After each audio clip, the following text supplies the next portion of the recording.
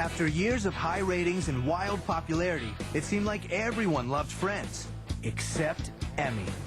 They were on the air 9 years before they finally won an Emmy for the show, which is unbelievable. Yeah, I never got the sense that Emmys were the most important thing. The most important thing was them serving the audience. It's not about Emmys, obviously. It took so long for them to get them. It's getting a little bit of kudos now, but I think that's sort of a recognition for its entire 10 years rather than just one of the seasons. Lisa Kudrow won in, I believe, 1998 for supporting actress. The Academy really responded to Lisa Kudrow, and she did well at both the Emmys and the Golden Globes. Jennifer Aniston won in 2002 for lead actress, so they did ultimately take home some trophies. You know, Hollywood's a money business. People forget this, and God, they're geniuses at making it. They've got the money, they've got the publicity, they've got the houses, they've got Brad Pitt. You know, what more do they need? Are you following me? When a successful TV show finally ends, you always hear two words.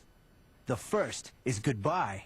The second is reunion. I don't think it's very likely that they're going to get all 6 of the actors to sign on for a reunion show unless all of their careers go down the toilet. I would say the chance of the Friends having a reunion are about as great as the chance of me having my own show. Most of the women said no. I just don't want to do a reunion show. They said they thought it would cheapen what they had. They said there's no way that it could be as good as what the series was, and so why not leave well enough alone? I think they all want to leave with the show on a high, and they want to have people remember the characters as being young and beautiful and fresh. With the show ending, fans want to know what the cast members will be doing next.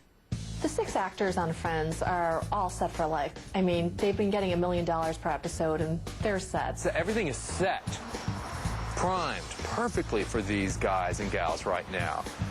And I mean, statistically in Hollywood, someone's going to take a big dive. I think as long as they stay away from movies they co-star with monkeys, I think they'll probably be okay. Jennifer Aniston seems to have been playing her cards, I think, a little bit more smartly in that regard, trying to do more offbeat films. I think she has a good shot of carrying on a movie career if that's what she wants. Courtney Cox also getting into the producing end because she produces a home improvement show. Lisa Kudrow has said that she'd also like to spend more time with her family and take a vacation for a while and not necessarily worry so much about being on the set every day. David Schwimmer is actually getting a pretty good reputation as a TV comedy director and is directing a couple pilots, possibly to make it on in the fall.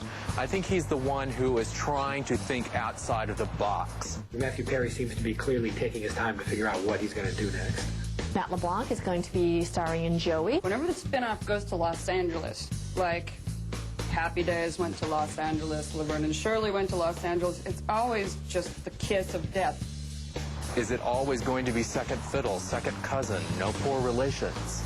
It smells like that now, but it all depends on the writing. One of the show's most remarkable accomplishments is that for 10 years, it was always funny. Everyone has their favorite Friends moment. That look or line that still makes you laugh out loud. Who could ever forget Miss Chenandler Bong, Dr. Drake Ramore, or the Geller Bowl? I would have to say my all-time favorite Friends moment would be when Ross and Rachel first kissed. It was raining, and then he knocked on the door of Central Park, and she flung it open, and they kissed. There's one episode where Joey and Chandler are in some kind of fight, and Joey ends up putting on all of Chandler's clothes. I like where Joey tells everybody he's got the Porsche. The football episode. It's from the first season. It's when we were all in a blackout in New York City. Friends was a great show. Just how great becomes clearer every day. Friends may not literally be the most seen, but it certainly seems like it. The show's been, creatively as good as it's ever been. We get pretty to wake up in the middle of the night and not be able to sleep, and Chandler and Joey will be sitting in their apartment back in their easy chairs. I absolutely think that the synchronicity had a lot to do with the success of the show. Certainly the relationship that the cast had with each other and have.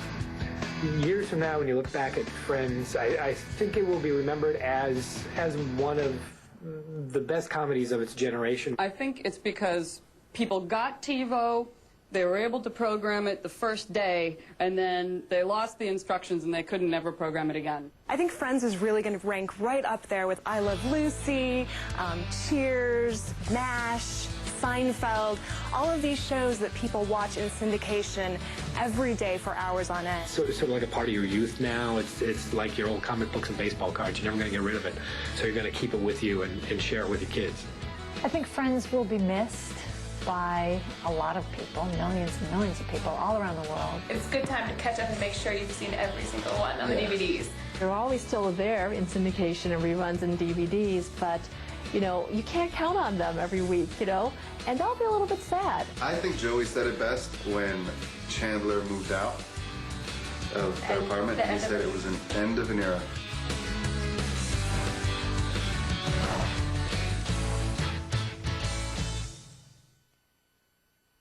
Next, after 29 murders, a task force arrested him. You knew this killer would not stop. Fiber analysis convicted him. A very strong circumstantial case. 20 years later, will new evidence clear him? Wayne Williams didn't kill anybody. I sleep good. American Justice, next, only on A&E.